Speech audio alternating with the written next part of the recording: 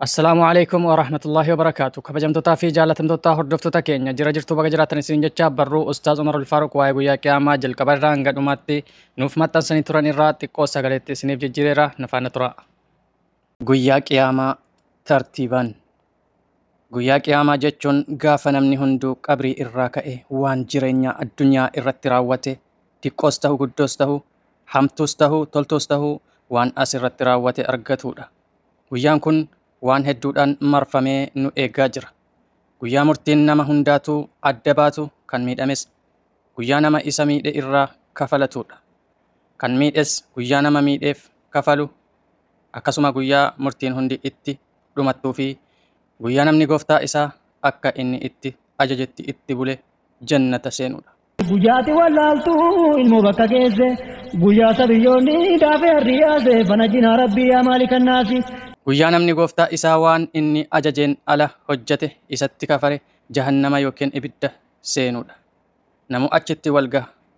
Laafaa tahee jabaa tahee dureessa tahee hiyyeessas tahee bulchaa fi kan bulfamus diqqaa fi guddaan ilma namaatii fi beellada jinnii fi sheeyxaana dhiiraa fi dubartiinis akkasuma jalqaba irraa kaasee hanga qiyaamaan irratti dhaabbatte hundi isaatu walitti qabamee dirree qiyaamaa sanatti walgaha.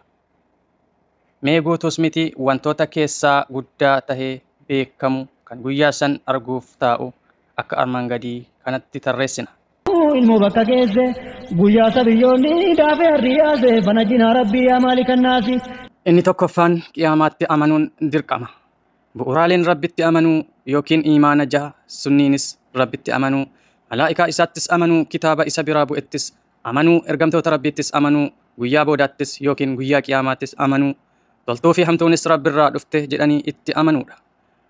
Kanneen keessaa guyyaa qiyaamaatitti amanuun sadarkaa 5ffaa irratti argama.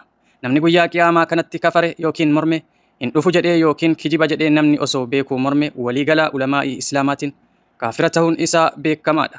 Qur'aana keessatti yoo xiqqaate bakka 65 olitti waa'een guyyaa kanaa dubbatamee jira.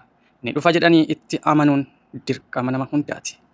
Guyyaati wallaaltuu ilmoo bakka geesse guyyaa sabiyyoonni daafee harriyaase bana jinaa rabbii yaa maalikan naasi. Inni lammaffaan du'aa fi afuuffaa jalqaba. Guyyaan qiyaamaa dhufuun dura waan hedduutu argama. Yeroo wantoonni yookiin mallattooleen qiyaamaa diqqoo fi gurguddoon hundi raawwatamanii dhuman rabbiin keenya addunyaa kana guutuu isaa balleessuudhaaf murtii dabarsa. Hadiisa keessatti akkuma himamee jiru malaa'ikaan xurumbaa kana afuufu akka gaafa ajajni itti kenname irraa jalqabee yeroo rabbi afuufi isaan jedhu gahutti akkasumatti dhaabbachuu isaattu himama. Xurumbaa jechuun meeshaa malaa'ikaan qabatee dhaabbatu kan yeroo rabbi afuufi jedheen yoo inni afuufu wanni addunyaa kana hunda irra jiru galaafatamanidha. Afuuffaa jalqabaa irratti cufti ilma namaa ni du'a. Beelladaa fi namoota jinnii fi sheexannoota akkasuma wantoonni samii keessa jiran hundi isaanii namoota rabbiin baase malee tokkos hin hafan. Hunduu ni dhumu. Addunyaan tun cic jetti. Wanni tokkos irraa hin sochoo'u. Guyyaan qiyaamaan dhaabbatu hadiisa irraallee akka himametti guyyaa Jum'aati.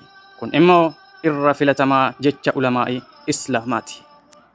Guyyaati wallaaltuu ilmoo bakka geesse guyyaa sabiyyoonni daafee harriyaase bana jinaa rabbii yaa maalikan naasi. Inni sadaffaan kaafamuu fi afuuffaa lammaffaa. Gooftaan keenya yeroo wanni hundi kan afuuffaa xurumbaa jalqabaatiin dhume akka ka'u yeroo fedhe xurumbaa lammaffaa akka afuufamu ajaja. Yeroo malaa'iktichi xurumbaa lammaffaa afuufu lubbuun ilma namaa hunduu ni kaati. Cufti waan rabbiin addunyaa tana irratti uume osoo hin hafne ni kaafama. Hunduu qabrii keessaa ka'uu jalqaba. Reeffi hunduu ruuhii isaa tan addunyaa irratti keessa turte waliin ni ka'a. Rabbiin akkuma gaafa jalqabaa bishaan laafaa nama irraa bahu irraa ilma namaa uume ammas kaasee walitti deebisuun isa biratti waan laafaa taheefi. Cufti wanni ruuhii qabu tokkos hin hafu. Yeroo qabrii keessaa hunduu ka'ee jedhe kaafiroonni badii lallabuu jalqaban akkas faa jedhan. Yaa badii teenya maaltu hirriba irraa nu kaase? Yaa salphina keenya yaa hongoo keenya garuu yeroon akka addunyaa kanaa waan ufiin of bulchuun dandahamu waan hin taaneef hunduu qabrii irraa ka'ee jennaan ni fiigan. Eessa fiigu laata? Egaan kabajamtootaa fi jaalatamtoota hordoftoota kiyya. Barruu Ustaaz Umar Alfaaruq irraa kan sagaleetti jijjiire kutaa 1 hanga 3ffaa kanneen hanga ammaa turani. Barruuleen hedduun waan hafaniif haaluma kanaan itti fufa. isinis nu waliin ta'uudhaan warreen dubbisuu hin beekne yookiin immoo otuma dubbisuu beekanuu kan dubbisuu taatiyaan yookiin immoo dubbisuu ceem'an baay'eetu jiru. Kanaafuu barruu kana sagaleedhaan akka dhaggeeffatanuuf sheer gochuudhaan akkasuma feesbuuka kana foloo gochuun maatii keenya ta'a. Barruun baay'een waan hafee jiruuf haaluma kanaan waan itti fufuuf nu hordofaa. Salaamu alaikum warahmatullahi wabarakaatuh. الله يا الله كريم يا مناني نترجمي قدام إيماني وجه خير ذاته وندنو نافذي عاقبان تلجي إيماني نكاسي دكنا كبري اللي فنو تاسي لبنا سيلي أما يجر قداسي قابي ملايكو تاتي نلافذي يا عالم ما في المعنى وفي الحس يا بر يا رحيم يا رب القدوس غافا قبري كانوس بلاسي غافسي غافا هنون خلقي ككبو مرمسي guyyaan biyaan jedhu yaa nafsi guyyaati wallaaltu ilmoo bakka geesse guyyaa sabiyyoonni daafee harriyaase fanajjina rabbii yaa maalikan naasi yaa muziibal buusii yaa qaahira alkawni nutti arjoomii guutantu imaanii